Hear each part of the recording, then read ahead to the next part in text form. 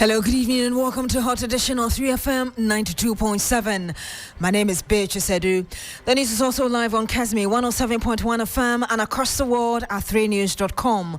On Facebook, we're streaming live on 3FM 927. Coming up in the next 1.5 hours.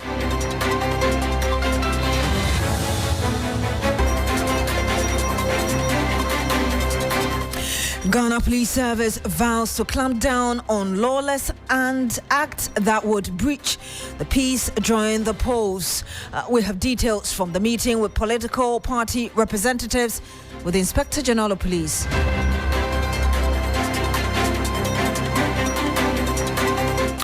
Also coming up tonight, Electoral Commission shreds defective ballot papers originally intended for their Hammoah and voter regions following the discovery of errors.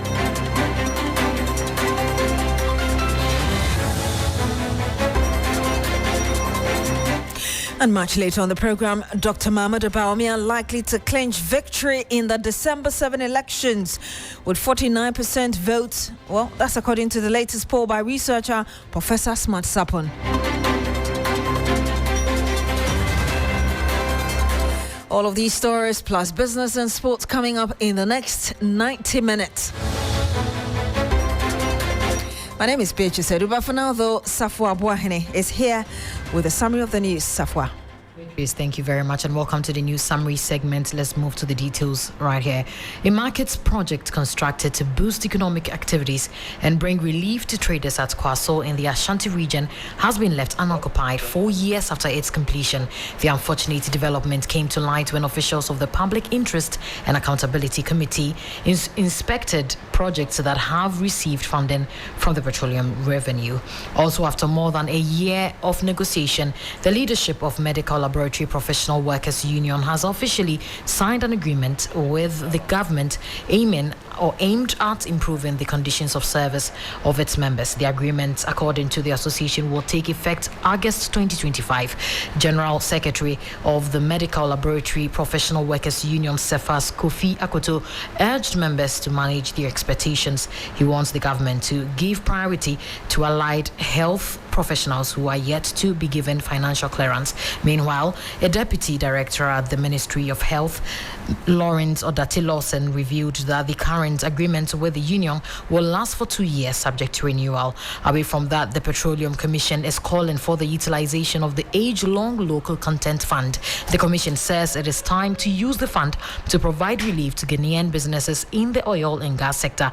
The local content fund, established under the Petroleum Exploration and Production Act 2016, Act 919, is designed to provide concessionary loans to Ghanaian companies operating in the oil and gas sector. The commission argues that leveraging this fund is essential to strengthening the capacity of local companies to survive and thrive. Also, the contractor of Galilea MA Basic School has locked the school after the government failed to pay for a 6-unit classroom block completed in 2018. The contractor, Juice Anointing Limited, evicted students and teachers during school hours. Despite previous intervention from the South Municipal Chief Executive, the company is still owed over 400,000 Ghana cedis. Efforts to recover the money have been unsuccessful and the contractor's assets have been seized by banks. The company has now closed the school to demand payment. And to our last story, the flag bearer of the National Democratic Congress NDC, John Dramani Mahama, has arrived in the Front Plains to campaign on a 4-day tour. John Mahama, on the 3rd day of his campaign, outlined a comprehensive plan to reform small-scale mining and revitalize key sectors of the economy. And this brings us to the end of our news summary segment. And over to you, Beatrice. Thank you very much, Sarfoa Asamoah. And this is your Election Command Center. Some 16 days to the December 7 general elections, and already the Inspector General of Police, Dr. George Akufo-Dampare, has vowed to adopt a no-nonsense approach during the December 7 polls, declaring that the police will be merciless in dealing with lawlessness while also committing to de-escalation and dialogue where necessary to ensure a peaceful and credible process. Well, Dr. Dampare was speaking when he met various political parties and candidates ahead of the December 7 general election. Take a listen to exactly what he said. That is normally done, not normally done. when it comes to commendation. And today, on behalf of my colleagues, and for that reason, I've asked all my colleagues from the heads of the agencies to stand, my other colleagues here, the technical members, to stand, and for us to do something unique. So that one too, we thank you so much for working together and bringing us that far when it came to all the registration, transfer of vote, exhibition of the voter register, and everything. With a pocket of incidents, on the whole, it was excellent, and we commend you also for that. Another commendation, which goes to your leadership, especially the presidential candidates and all the officials crisscrossing the country.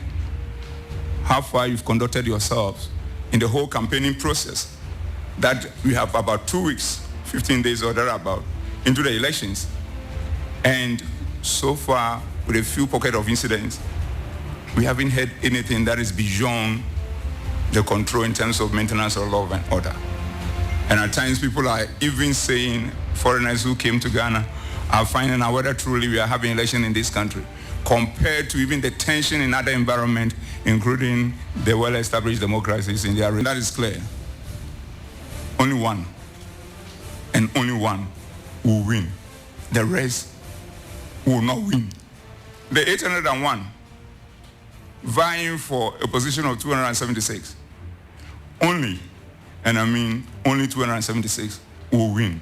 The rest will not win. We need to come to this realization and therefore measure our expectations. So if I want to be very blunt, I will say that as you plan to celebrate your victory, your possible victory, plan also to celebrate your possible defeat, or endure the defeat, so that at the end of the day, Ghana and Ghanaians will be the only winner in this election, as it has been said. And the beauty of it is this. And you heard there the Inspector General of Police, Dr. George Akufo-Dampare, and we'll be speaking to the representatives of the political parties very shortly. But my colleague Noble Crosby-Annan sat through that meeting. He joins us live in the studio now. And Noble, just bring us really up to speed as regards who were at this very meeting.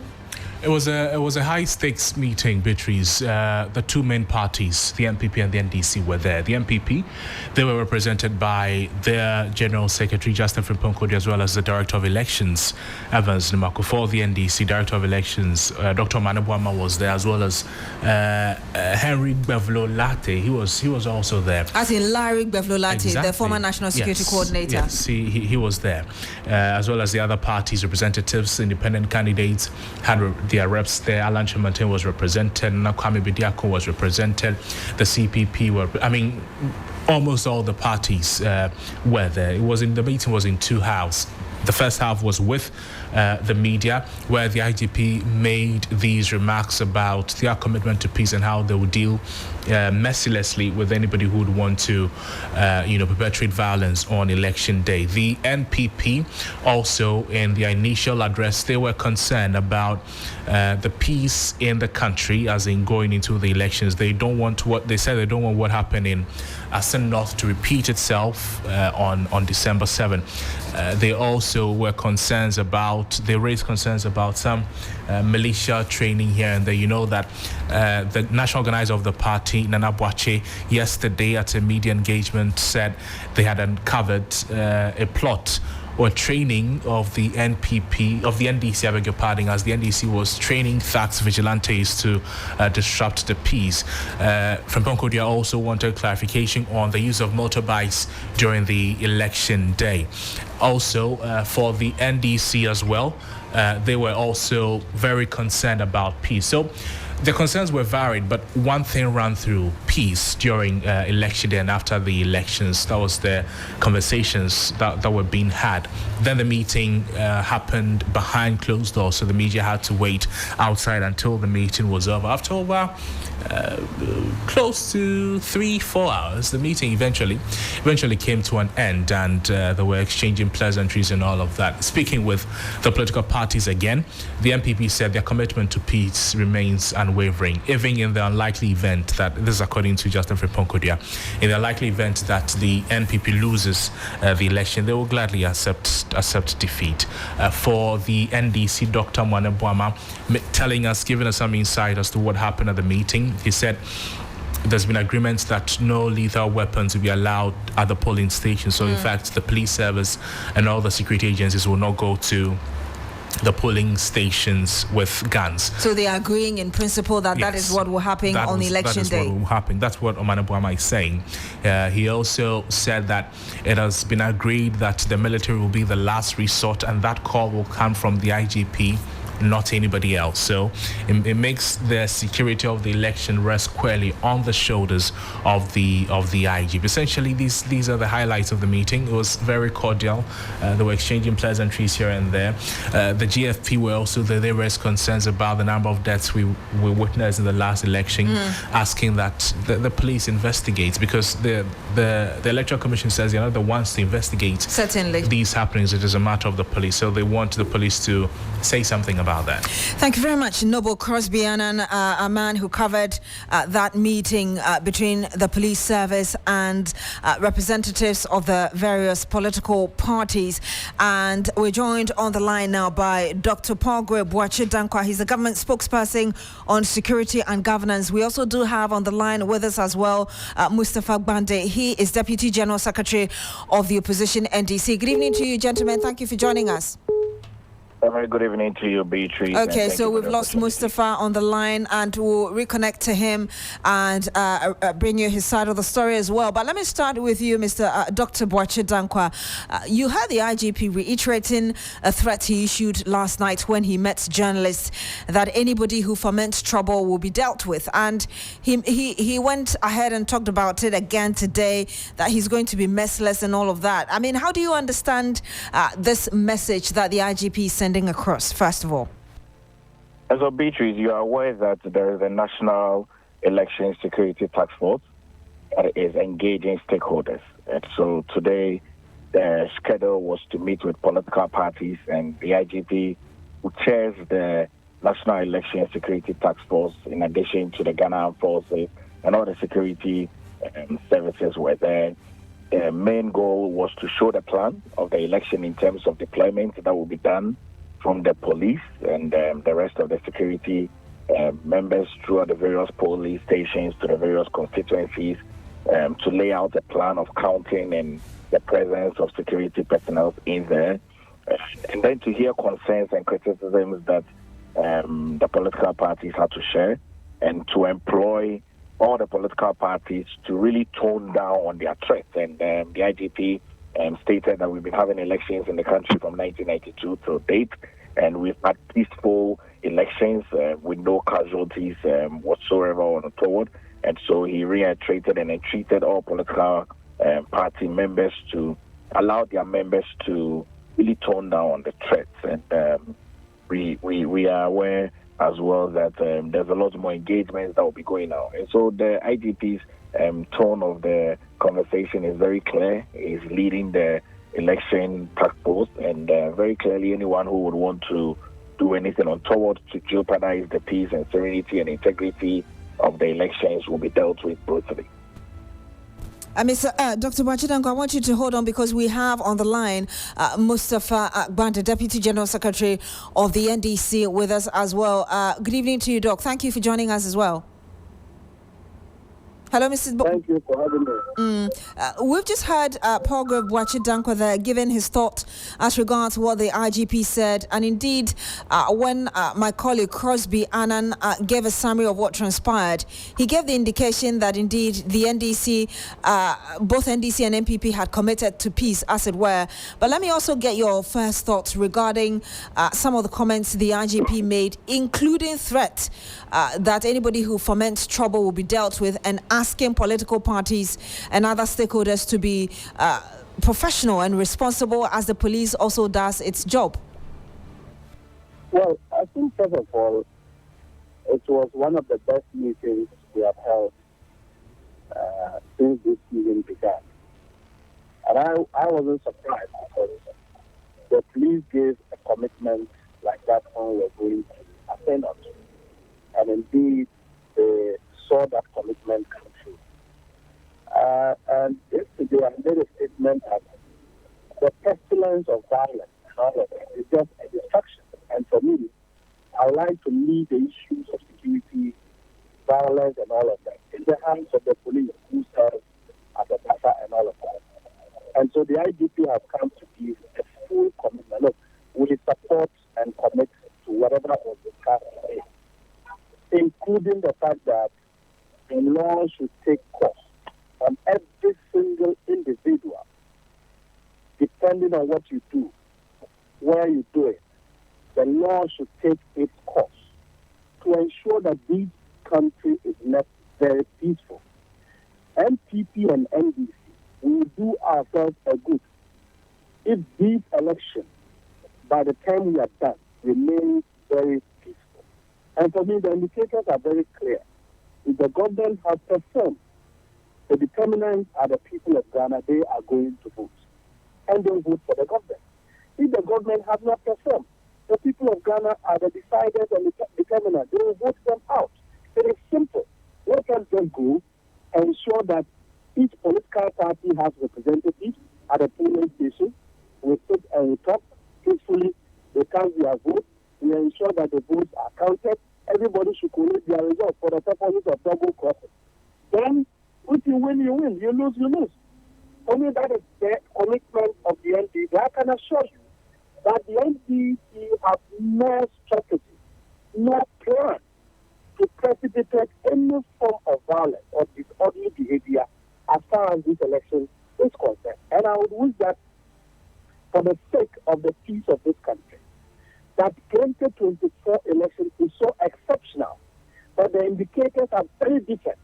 Political parties ought to be very careful. Political actors ought to be very careful.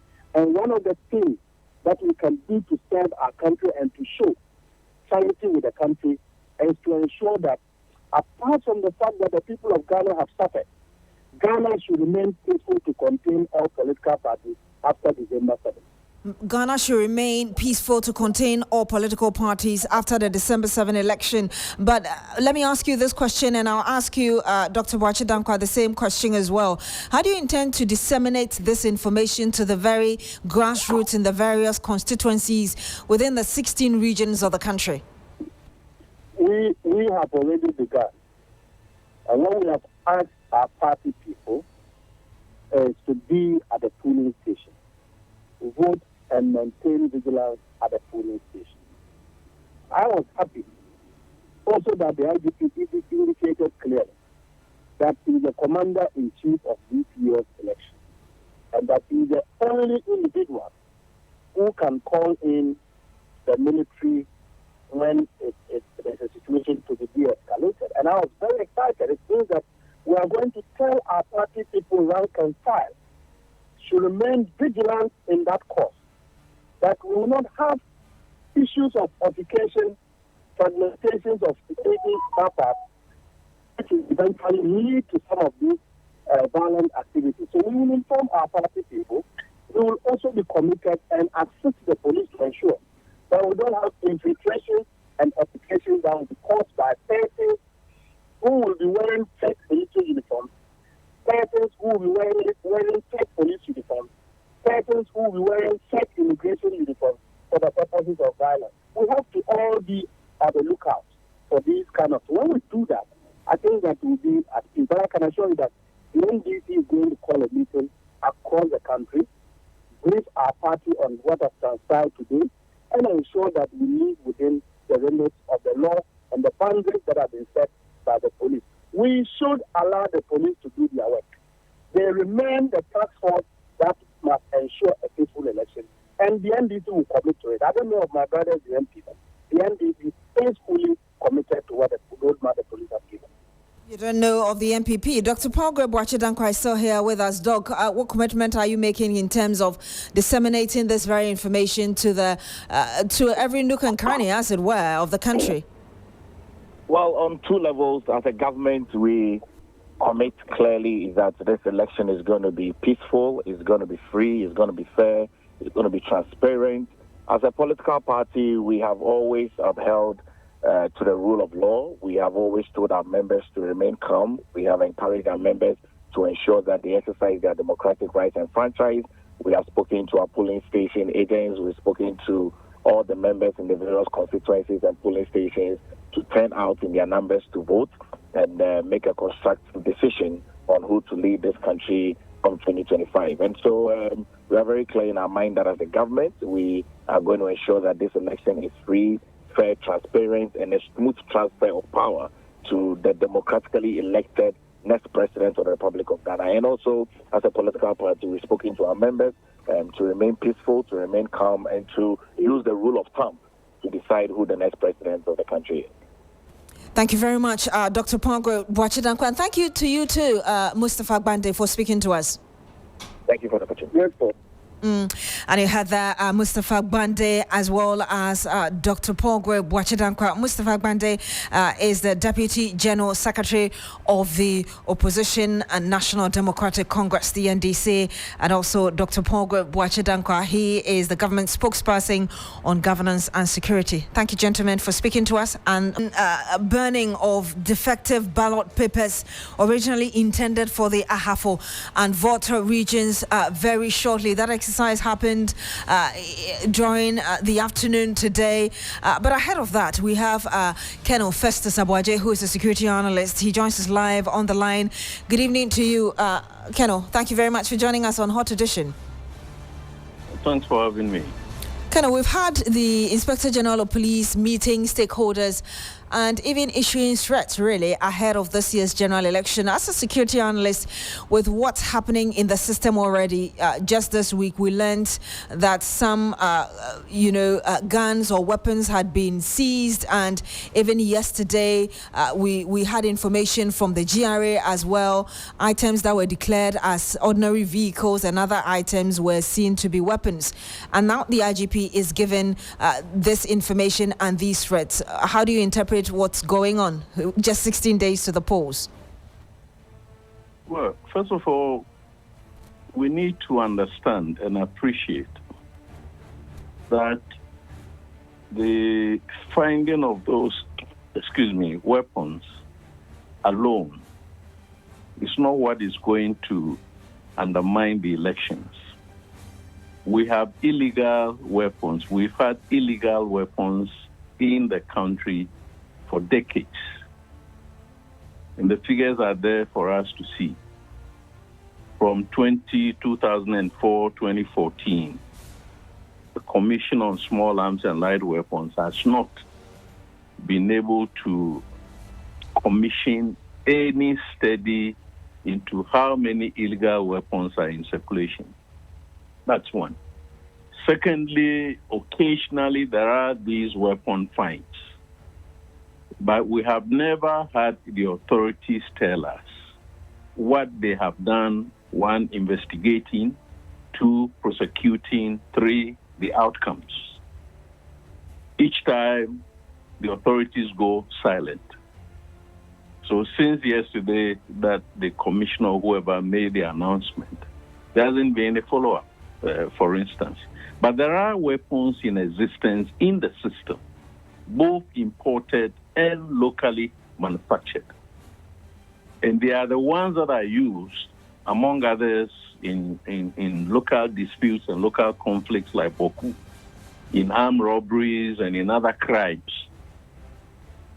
So whether we have found these 53 pistols and quantities of ammunition or not, the arms and ammunition exist in the system. Again, we need to appreciate that we have a trust deficit going back to 2020, right? From the voter registration to the main elections, we had 8 deaths, which have not been investigated at all. And the state is saying that it doesn't know where the perpetrators are. Before we even revisit Ayawasu West Wogon, where the state itself, arguing that it had intelligence, mounted that operation with a combination of police and a combination of other non-police elements. So there are rogue elements in the system who perpetrate these actions. And I'm not sure at the local level, at the tactical level, one or two policemen can stand up to these individuals who are vigilantes and act upon instructions from some form of political authorities. I don't think the police is going to be able to manage that. So do I get the interpretation that you think the police perhaps on this very case has slept on it because it's been almost 4 years now? Well, if the state had acted, i.e. if the police and other agencies had acted, then among others would have achieved what we call deterrence. The fear in others that if I go and do A, B, C, D against our electoral and other laws, I'll face the consequences. Now, because that has not happened, there is nobody who is afraid of the law. And I'm trying to suggest that those who do those things are standing on some authority. And that is one reason why we always don't find them, because they have the cover of certain influential people, right? So you look at by-elections, Iowa's West Ogun I've mentioned, we know how the white paper was whitewashed by the government. But let's go to Ejisu, was it whichever month, April, May, June, where you had an official of a party, a member of a party, an MP, openly giving monies to electoral officials. And nobody has a business to provide lunch for any official. After all the hula baloo, nothing has happened. The gentleman still appears on TV. Now that MP who chewed ballot papers in Parliament when the speaker was being elected. Ahumka, you mean? He's still an MP, isn't he? So there's no deterrence on the part of wrongdoers who are politically affiliated to desist from, carrying out some of these violations. And I'm suggesting that because we don't have a good track record, and we have not had a good track record over the past 4 to 8 years, I'm not convinced that this 7th December, things might not go wrong. For instance, I belong to the school and the group that the military has no business in electoral security management, not whatsoever. And yet, the presumption from what the IGP has said is that the military is involved or the military will be involved. Now, when you juxtapose that with the comments by the commanding officer of the Jungle Warfare School, about describing the methods that he and his team will use to address violations, which are highly undemocratic, you realize that we're going to have issues. But we heard the IGP at least today saying that the military will not come in until it becomes really necessary, which means that going into this year's general election, the security, the police service is in full control. It would only bring in any other agency when it feels necessary. You know where we have challenges, or where I have challenges? The challenge I have is that what we say in public is not sufficient. We need to explain, let me call it protocols. The idea that the military comes in to support, right, is not an end in itself. There is criteria, or there are criteria that must be established. And then there must be procedures that must be followed. And you think that should be made public, for instance? To invite the military to come in. We have never had that. That aside, in practice, you and I have seen that at ballot stations, right at ballot stations, we have found men and women in military fatigues.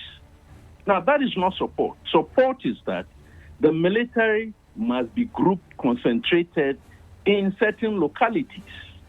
And as and when needed, they will be invited to come in. Military support doesn't mean that you have one military, one police standing at a ballot station, and you have military going around certain parts of the country, i.e. Volta region and parts of Bono Ahafu, turning themselves into immigration officers to certify who is a Ghanaian and who is eligible to vote. Let me ask you my last question, Keno. Forgive me. Let me ask you my last question and then we'll go.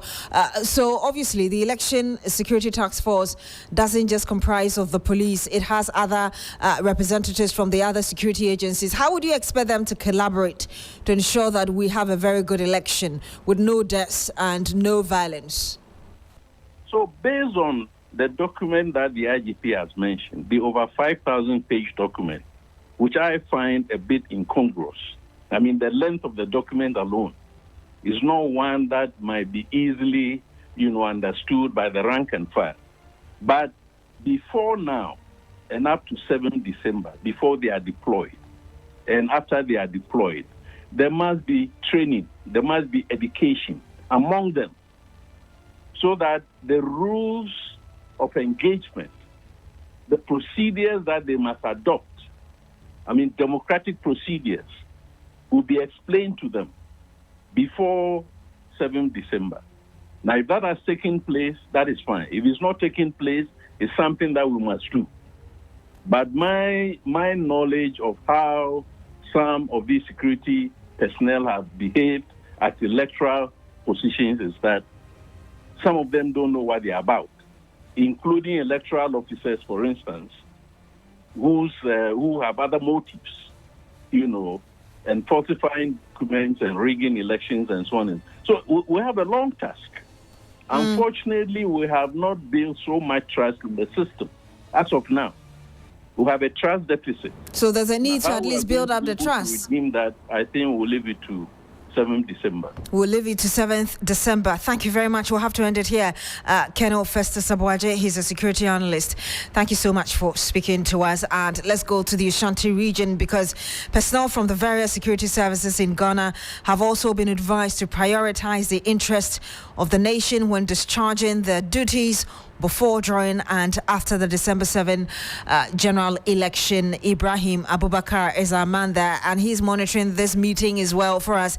He joins us live on the line. Ibrahim, what more can you tell us?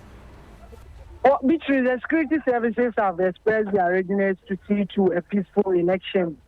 Now, whilst advising electorates to abide by the electoral rules and regulations on December 7, they are also charging their men to be professional in the discharge of their duties and ensure that they always place the interests of the country above any individual interest. Let's take a listen to what the military high commander, the police commander, has been telling us. I'm sorry, Ibrahim, we don't have that, but can you tell us in summary exactly what he said? Well, basically... I'm sorry, we just lost him on...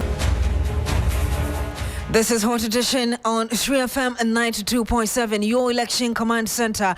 Now, the Electoral Commission has destroyed defective ballot papers originally intended for the Ahafo and Voto regions following the discovery of serialization errors. The destruction took place today under the strict supervision of police officers and representatives from various political parties. Christian Yale has been with the team since morning. He joins us live now.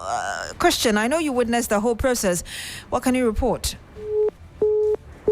Exactly. So, Beatrice. Christian, we can hear you. So, Benny. Okay, we'll have to call back Christian Yale because... with the Electoral Commission... We'll have to call him back. The line is not so clear.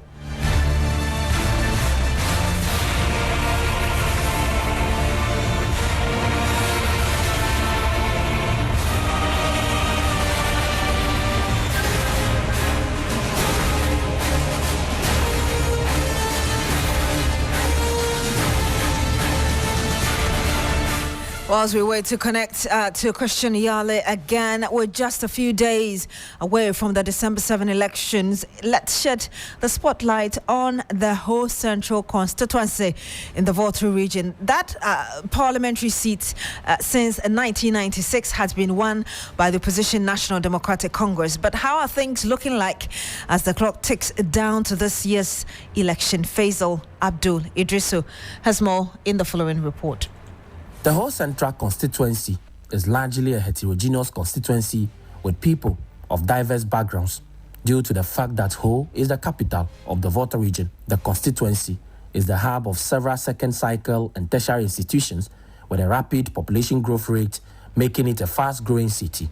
Politically, the Ho Central Parliamentary seat has been won by the NDC at every election, with the MPP rarely getting more than 10%. But for this year's election, the MPP is presenting the municipal chief executive for Ho, who believes it is time to snatch the seat from the NDC. The kind of services I've rendered so far, if it comes without a reward, what it means is that people who may come after me may not work for the people, but will work for themselves. I have served the people well, and everybody, even if you see the most devilish NDC, who is anti-MPP, who acknowledge or accept the fact that, as for this guy, Afevia Divine has done his bit. They lack message, they are not focused, and what they are standing on is because of the umbrella, whoever comes under it, they'll vote for the person. No, the voter in Ho Central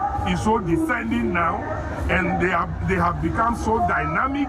They can change, they can think, they can change when the needs arise, and that is what I am expecting. And you heard that report found by Abdul Idrisu, Faisal Abdul. The Ho Central seat remains theirs. The party believes Adam Kofi Kotosu is a competent.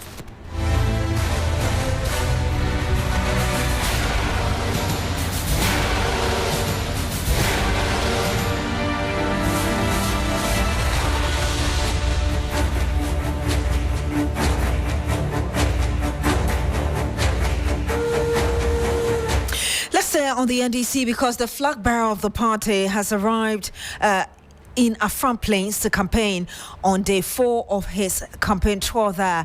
John Mahama, on the 3rd day of his campaign, outlined a comprehensive plan to reform Komla Kluche very shortly to bring us the latest on that. But ahead of that, I was telling you earlier about the Electoral Commission destroying some defective ballot papers. Christian Yale rejoins us on the line. Hopefully the line is better now. Chris, if you can hear us, just report to us really what has happened since morning.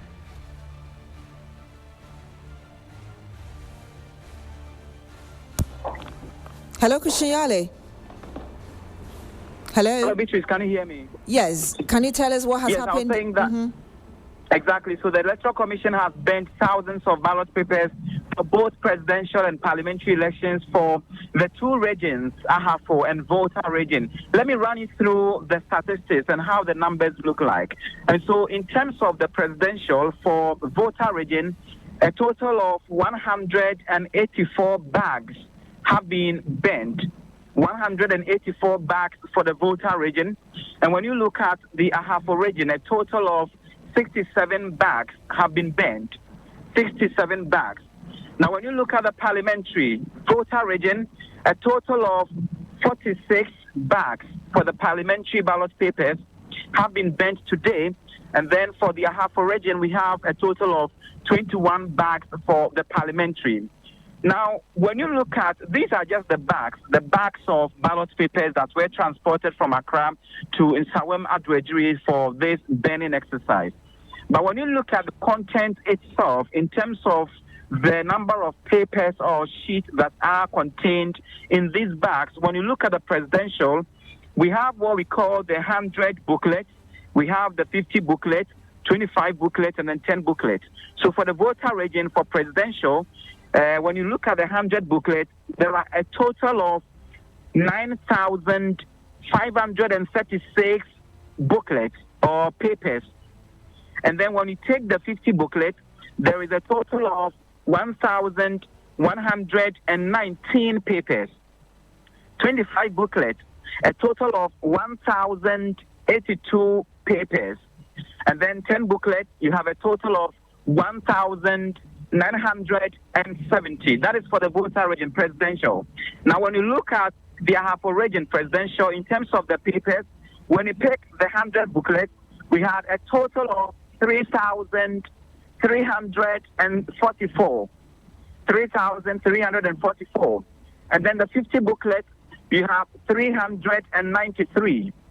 The 25 booklets, you have 401 papers.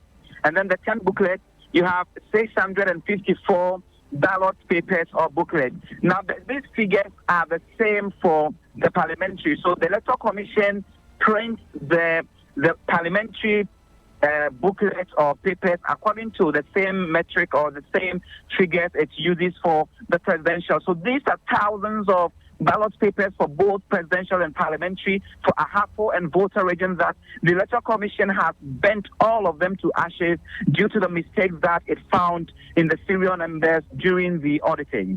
And I know that was done in front of some police officers as well as the political party representatives. What was their reaction? Exactly, and you have the National Democratic Congress agent who were stationed at the front staff printing press where these errors occurred, make the case and make it strongly that they believe that even with the banning process, which is currently ongoing, the manner in which it was done wasn't the right, because they were expecting the ballot papers to be mashed up so that it makes the banning easier. But Beatrice, how the process went was that they just brought the leaflet in box, just like that. They displayed all of them on the floor in box, and then they sprinkled diesel and petrol on them, and then inflamed all of them. And so you have some of the ballot papers in box, which are below the surface level, which are still not burning as of now. But the ones on top have successfully bent into ashes. And so they raised the concern that if that was the manner in which the burning was going to take place, then it wasn't the right. They were expecting a proper way of disposing of them off or mashing them up so that once you set fire in them, they burn completely. Be that as it may, they are more or less satisfied. They just don't want a repetition of this because they believe that if this should happen again, then it means that the Electoral Commission is not showing a goodwill, especially with the voter region being their stronghold as a political party. The NPP on the other side is satisfied. They believe that it is just a good way to ensuring transparency, credibility, and trust or fairness in this whole process of getting the elections conducted. So they believe that this would help to secure or to ensure what we call credibility or integrity of the electoral process. But we have officers from the National Intelligence Bureau, we had officers from the National Security, and also the police who were all around and witnessed. And to that effect, a disposal certificate was signed by all of these political parties and their agents and the security officers, and even the media were also asked to sign as part of witnesses to the whole process. Wonderful. Thank you very much, Christian Yale, for that comprehensive report. And speaking of political party representatives and agents, we're joined on the line for a brief conversation by Dr.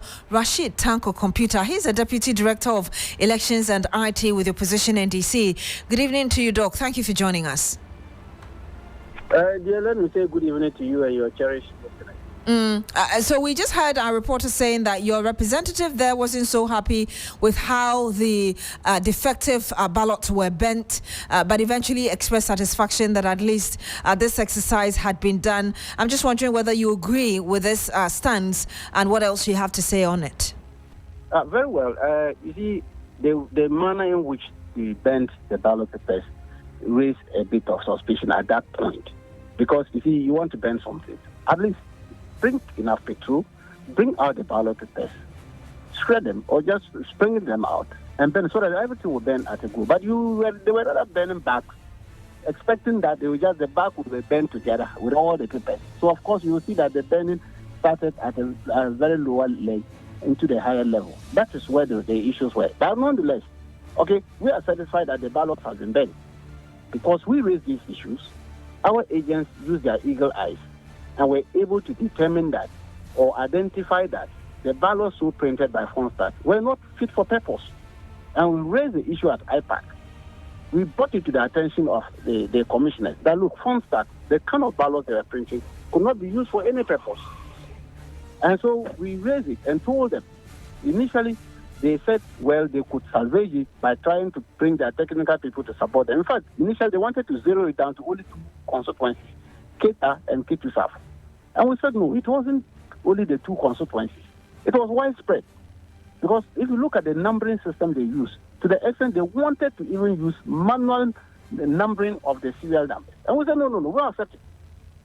So go and check on the wall of Dr. Manibwama, our boss, and you will see that he wrote copiously about it, about phone start printing, and asked the Electoral Commission to take a second look at it. It's there.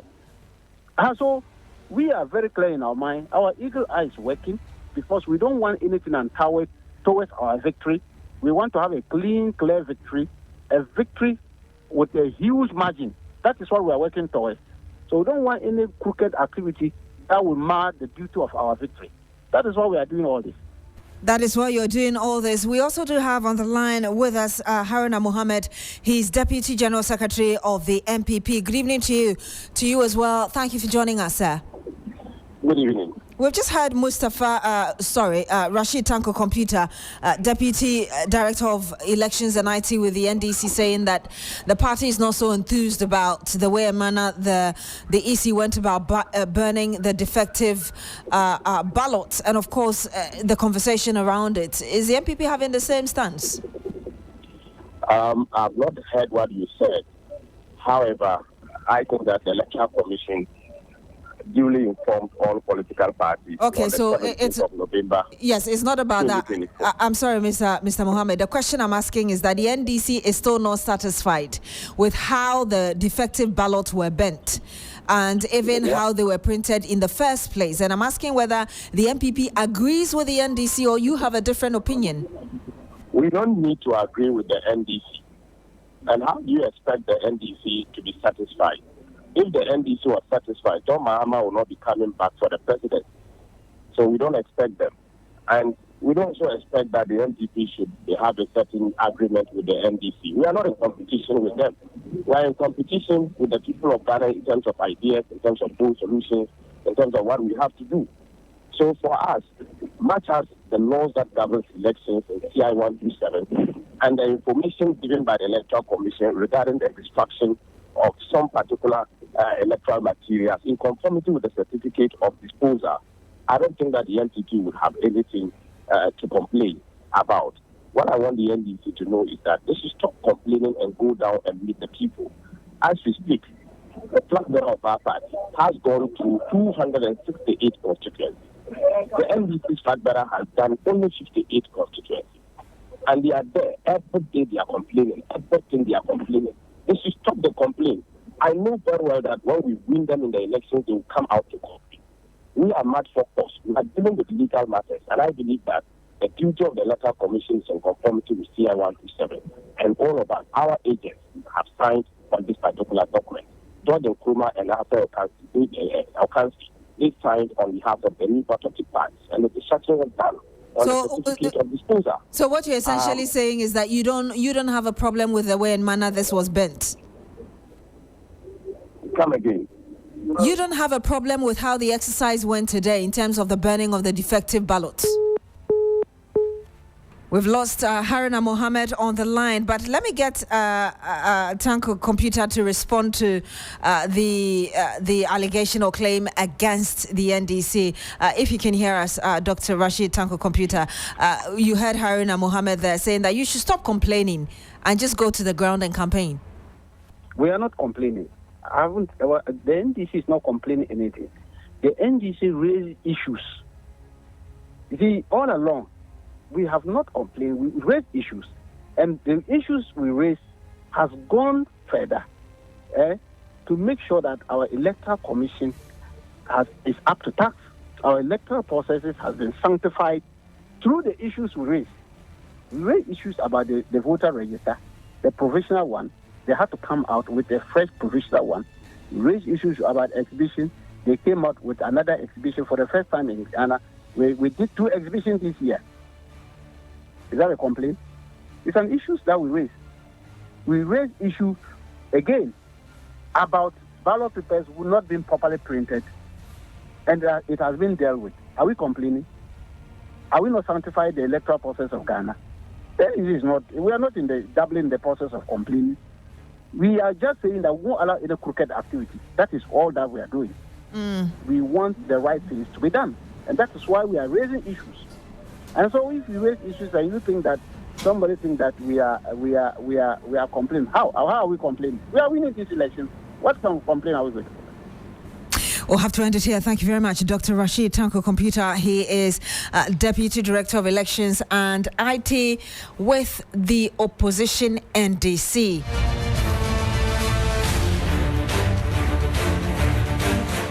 And this is your Election Command Center. This is Hot Edition on 3FM 92.7.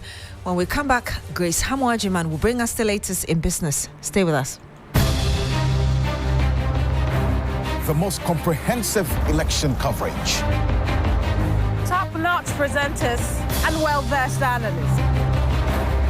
Dedicated reporters and correspondents in every nook and cranny across the country. All the action, every incident reported. All the big stories covered. All facts cross-checked. Every figure verified.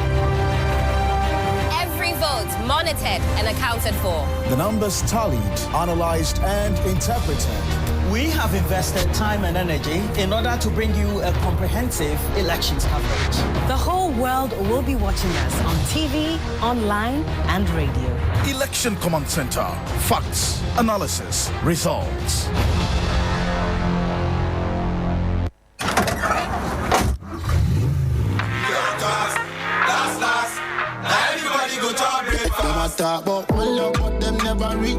Hey, ready to make your drive home epic? It's the 3FM Drive with the one and only Giovanni Killen right here on 3FM 92.7. Weekdays, 3 p.m. to 7 p.m. We're transforming your commute into a top-tier experience. Need a pick-me-up? Our music belt is pure energy, pure vibes. Stay ahead with the Drive Sports, bringing you the latest scores and highlights. Curious about the stars? We've got all the hottest trends, celebrity profile interviews, plus DJ faculty has got you. Mondays,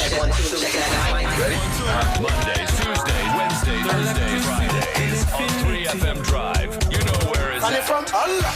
This is where the action is at, live on the 3FM Drive on 3FM 92.7. Welcome to the 3FM Drive. That's right!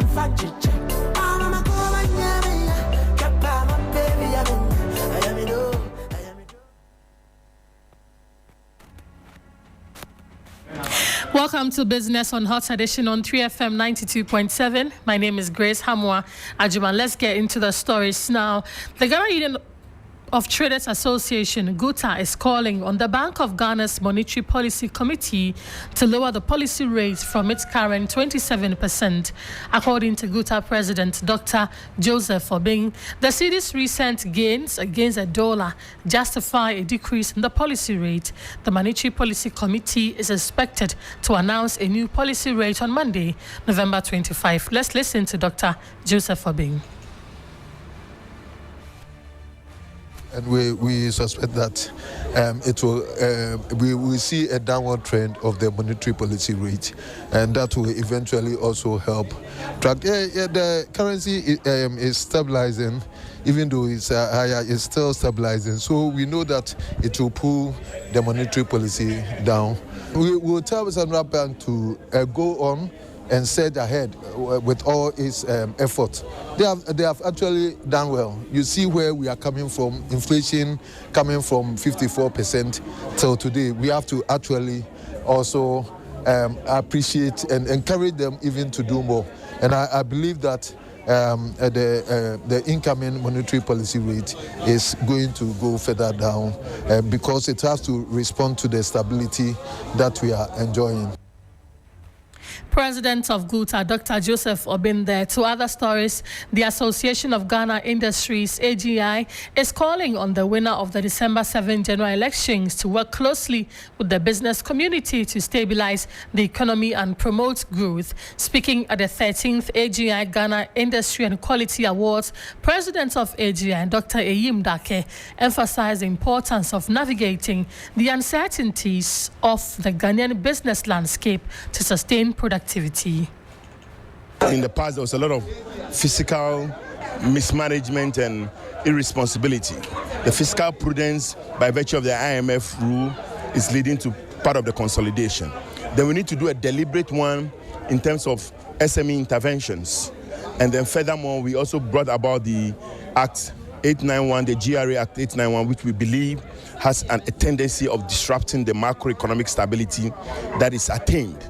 So you realize that we indicated the statistical service growth path, and then the significant interventions on the VAT, on the inbound interventions, specific ones for the sanitary parts, the textile industry, the automobile industry. Those are specific interventions. We need same for the agriculture space to add value to the products, value addition that matters. So with those deliberate actions, and then with the reforms we're requesting in the GRA Act 891, that will bring about some reasonable stability in the exchange rate. Let's do other stories now. Manager Trashy Bags Africa, Elvis Abula, is calling for collaborative efforts to fight plastic waste menace in the country. In an exclusive interview with 3 Business, after his company was awarded for its contribution towards environmental sustainability by the Association of Ghana Industries, he emphasized the economic impact of plastic waste on the country. Meters into the soil, we have lots of plastics already. In the ocean, we have plastic. And now, the severest of it all is that now marine life being threatened means that the fishes eat the plastics. And we now begin to eat fishes that have plastics in their system. And it's already causing negative results. So the health aspect is already a big problem. The health aspect is already a big problem. And then we think of also the cost that is involved in terms of having to harvest all this solid waste, most of it being plastic and only 5% of it that is being recycled. The rest of it goes to the landfill side and then all that. And this is where the attention has to be, to change the habits of reusing and then also reducing the kinds of plastics that we have, if necessarily we have to do. And that's where policy will have to play also. And that's why it's very important that also building collaboration, not working in isolation, but also with stakeholders.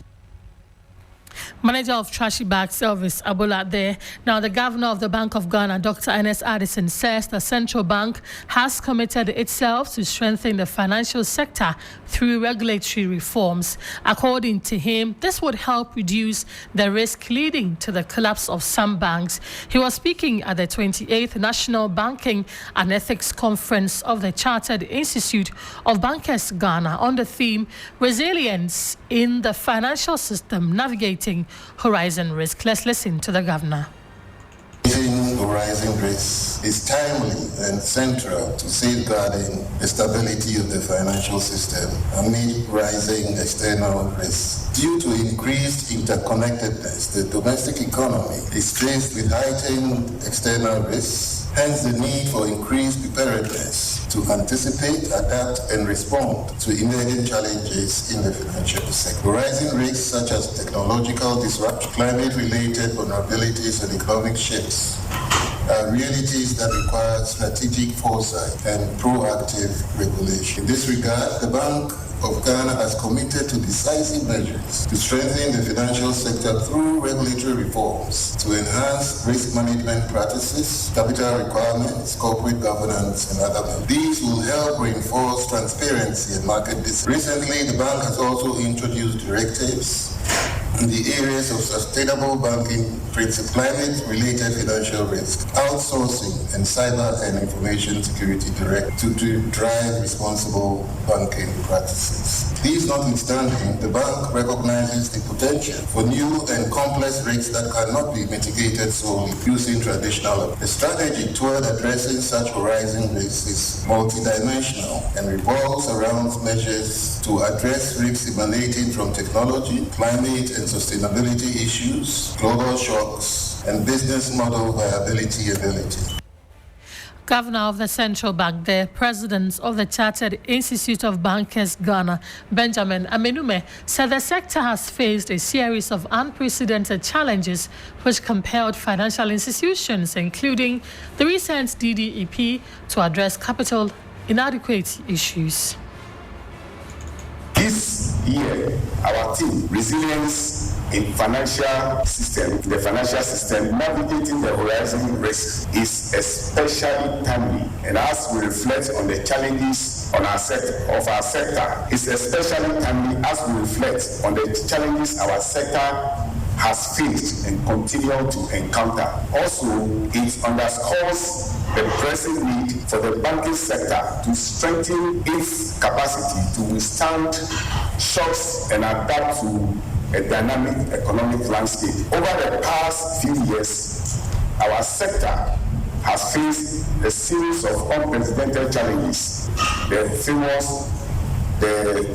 domestic debt exchange program was a defining moment, compelling financial institutions to manage liquidity constraints and to address capital adequacy issues while maintaining public confidence. This experience reinforced the importance of forward-looking risk management to navigate the horizon risk that is emerging or long-term threats that is unaddressed can disrupt financial stability. One critical risk confronting us is credit risk, which remains a significant concern due to the rising level of non-performing loans. Persistent economic pressures have strained businesses and households, impacting their ability to service loans.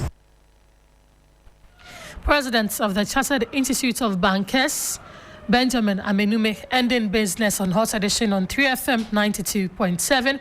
Oreku and the team are standing by to bring us the latest in the world of sports.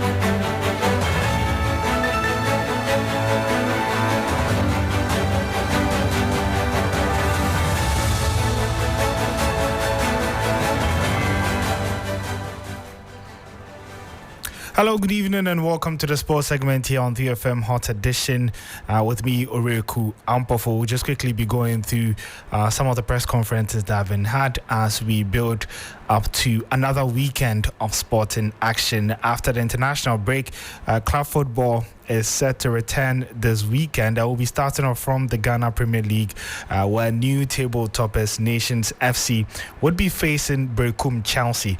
Their head coach Cassie Mengel says that it's still early days yet and has been playing down title talks, citing that his team are still very inexperienced and need to gain more experience as the season goes on.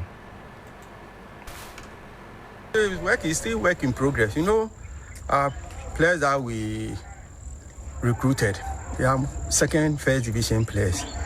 So one or two, I would say maybe from the Premier. So definitely, there's a work in progress. You have to continue building them.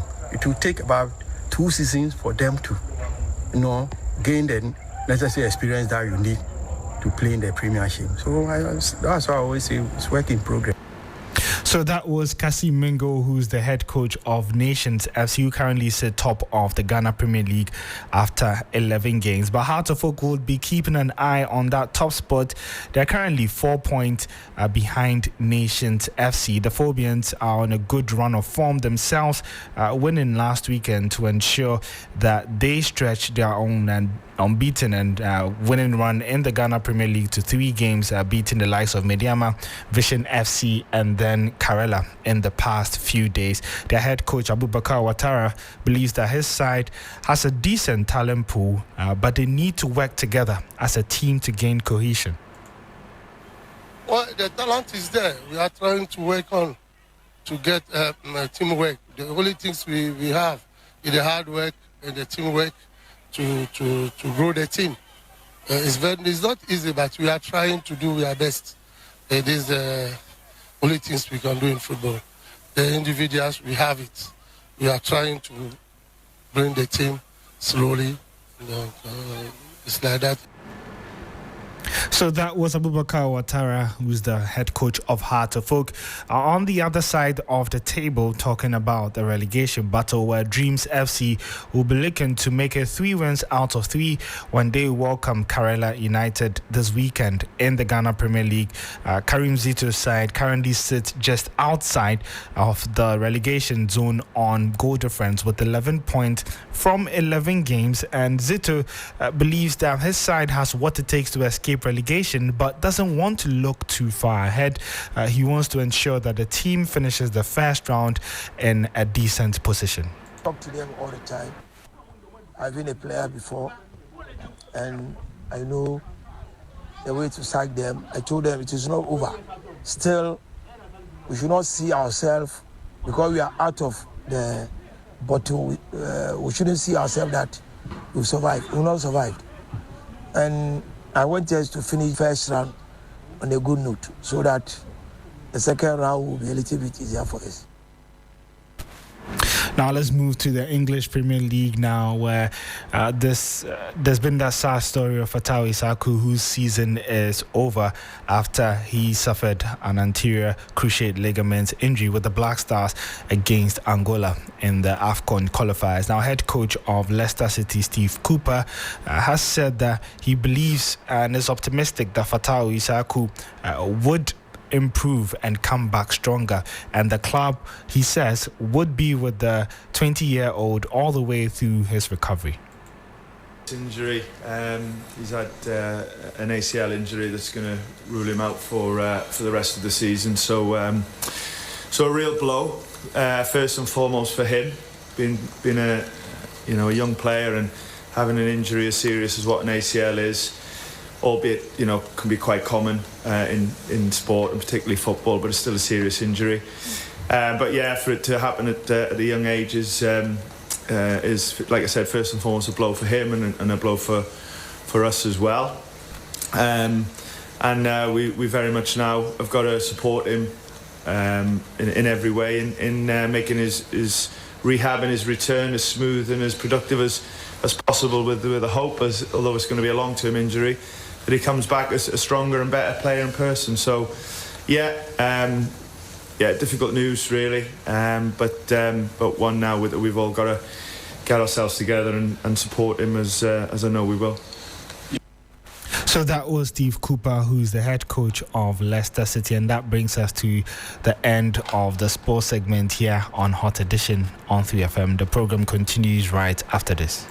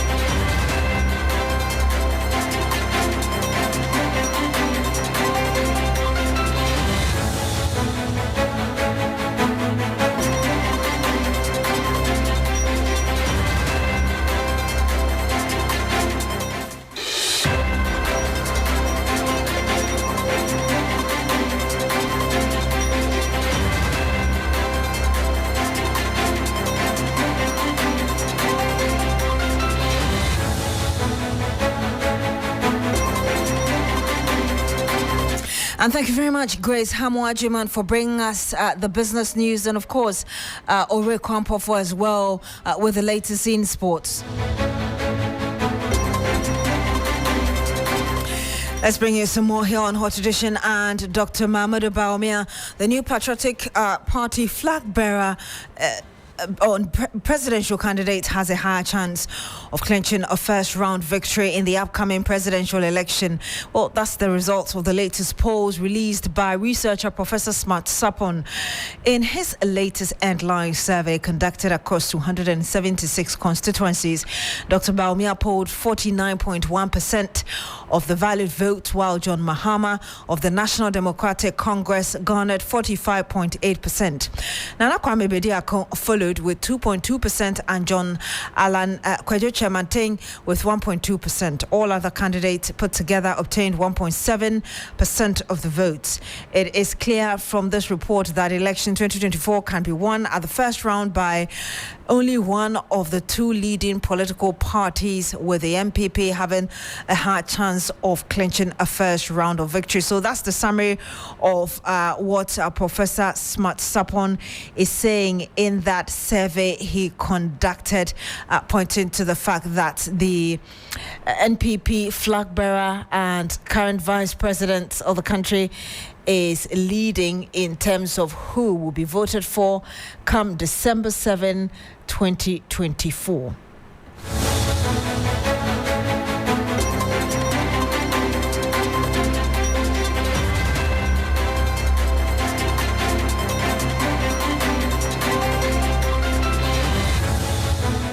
Asamoah here, the General Secretary of the Opposition NDC, Fifi Kwete, has described the 8 years of the NPP government under the Akufo-Addo Bawumia administration as the worst regime to ever lead the affairs of the country.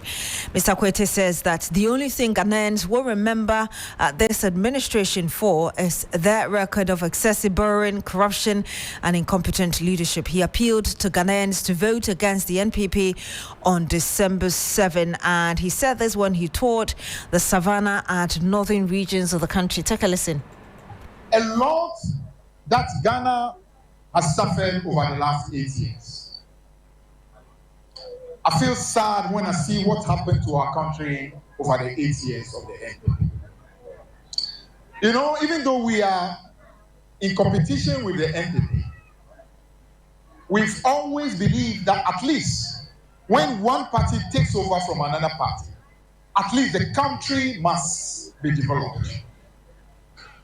But little do you know that in handing over in 2016, we're handing over to a party that cared only about themselves. They cared only about how much money they themselves can make. They cared about only what profit can come to them. And as you know, when they came, they destroyed people's businesses. Banks that were supporting our businesses all over the country were crippled, were destroyed. Our people who were working in those banks today, many of them do not have any work. And in the midst of all that, the development that they can bring, very little has happened. So we need to make sure that in 2024, we come out in our numbers to let the MPP know that never again should any group take over the leadership of Ghana and do what we have seen in the last 8 years. And you heard that the General Secretary of the Opposition NDC, Fifi Kwete. Now, 7.2 million children under 5 years are expected to be vaccinated against the polio virus in the round 2 of the nationwide polio vaccination exercise, which commenced today, November 21, to Sunday, November 24, across the country. The exercise aims to ensure that all children under 5 have the expected booster immunity against the virus. The program's manager for the expanded program on immunization at the Ghana Health Service, Dr. Kwame Amponsah-Chiano, says that the service is poised to ensure that every child under 5 is fully protected. All children who received round 1 will still receive round 2. And those who unfortunately may have the opportunity to receive at least 1. Our target was 6.1 million. We had around 7 million, meaning we even underestimated our target. And therefore, going in the second round, we have revised the target to include all those who were vaccinated in the round 1 and added a bit more, about 5% of the total, so that at least we don't miss any child. We had a few challenges navigating the gated communities and especially the private schools. You know, the private schools have associations. We engaged with some. Of course, we didn't know that we had several associations. So we engaged with some, but unfortunately some were not engaged, as it were. So going forward, we've tried to engage all of them so that they allow us to vaccinate the children. In fact, we are here because of the children. We need to protect them. And so they should allow the healthcare workers to vaccinate the children.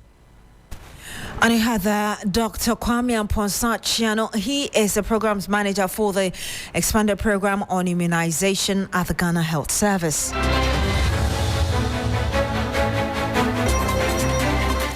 And that's it for Hot Edition on 3FM 92.7. My name is Beatrice Adu. Thank you so much for joining us today. Log on to shrenews.com for more news. Have a good evening and do enjoy the rest of our programs.